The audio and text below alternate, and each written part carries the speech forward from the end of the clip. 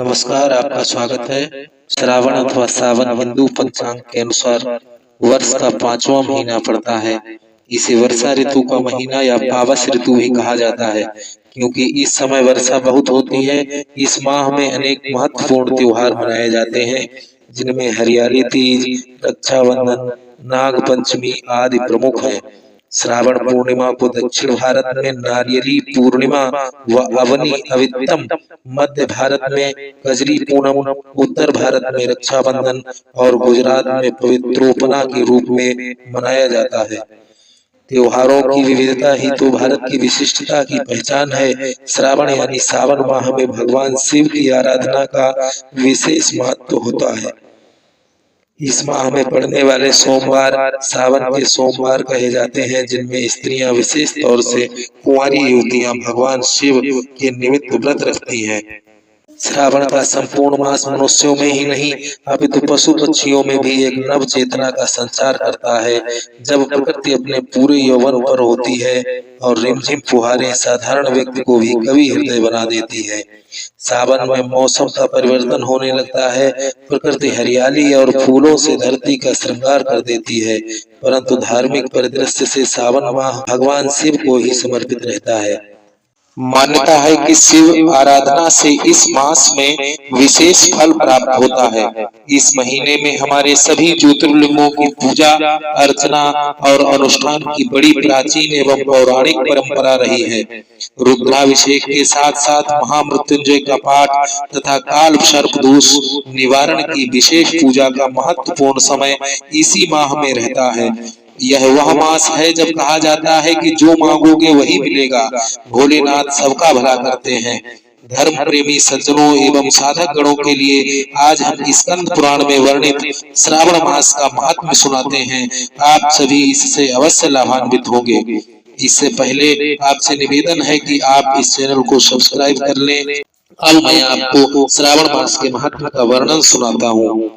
जब सनत कुमारों ने भगवान शिव से उन्हें सावन महीना प्रिय होने का कारण पूछा, तो भगवान भोलेनाथ ने बताया कि जब देवी सती ने अपने माता पिता दक्ष के घर में योग शक्ति से शरीर त्याग किया था, उससे पहले देवी सती ने महादेव को हर जन्म में पति के रूप में पाने का प्रण किया था।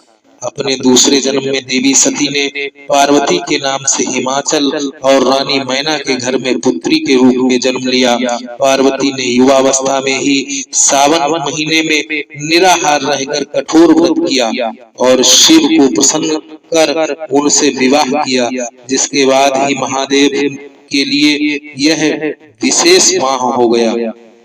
एक अन्य कथा के अनुसार मार्कंडू ऋषि के पुत्र मार्कंडेय ने लंबी आयु के लिए सावन माह में ही घोर तपस्या करके शिव की कृपा प्राप्त की, जिससे मिली मंत्र शक्तियों के सामने मृत्यु के देवता यमराज भी नतमस्तक हो गए थे। भगवान शिव को सावन का महीना प्रिय होने का अन्य कारण यह भी है कि भगवान शिव सावन के महीने में पृथ्वी पर अवतरित होकर अपनी ससुराल गए थे और वहां उनका स्वागत अर्घ्य और जलाभिषेक से किया गया था। माना जाता है कि प्रत्येक वर्ष सावन माह में भगवान शिव अपनी ससुराल आते हैं। भूलोक वासियों के लिए शिव कृपा पाने का यह उत्तम समय होता है। पौराणिक कथाओं में वर्णन आता है कि इसी सावन मास में समुद्र मंथन किया गया था। समुद्र मंथन के बाद जो हलाहल विष निकला, उसे भगवान शंकर ने कंठ में समाहित कर सृष्टि की रक्षा की, लेकिन विष पान के कारण महादेव का कंठ नीलवर्ण हो गया। इसी से उनका नाम नीलकंठ महादेव पड़ गया। विष के प्रभाव को कम करने के लिए सभी देवी देवताओं ने उन्हें जल अर्पित किया, इसलिए शिवलिंग पर जल चढ़ाने का खास महत्व है।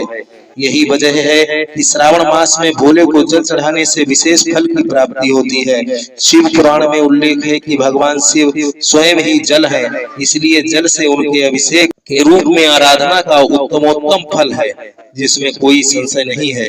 शास्त्रों में वर्णित है कि सावन महीने में भगवान विष्णु योग निद्रा में चले जाते हैं, इसलिए ये समय भक्तों, साधु संतों सभी के लिए अमूल्य होता है। 4 महीनों में होने वाला एक वैदिक यज्ञ भी है, जो एक प्रकार का पौराणिक व्रत है, जिसे चौमासा भी कहा जाता है। तत्पश्चात षष्ठी के संचालन का उत्तरदायित्व भगवान शिव ग्रहण करते हैं, इसलिए सावन के प्रधान देवता भगवान शिव बन जाते हैं। सावन मास में भगवान शंकर की पूजा उनके परिवार के सदस्यों के संग करनी चाहिए। इस माह में भगवान शिव के रुद्राभिषेक का विशेष महत्व रहता है, इसलिए इस मास में प्रत्येक दिन रुद्राभिषेक किया जा सकता है। भगवान शिव के रुद्राभिषेक में जल, दूध, दही, शुद्ध घी, शक्कर, गंगा जल तथा गन्ने के रस आदि से स्नान कराया जाता है। अभिषेक कराने के बाद बेलपत्र, शमी पत्र, कुशा तथा दूब आदि से शिव जी को प्रसन्न करते हैं। अंत में भांग, धतूरा तथा श्रीफल भोलेनाथ को भोग के रूप में चढ़ाया जाता है। शिवलिंग पर बेलपत्र तथा शमी पत्र चढ़ाने का वर्णन पुराणों में भी किया गया है। बेलपत्र भोलेनाथ को प्रसन्न करने के लिए शिवलिंग पर चढ़ाया जाता है।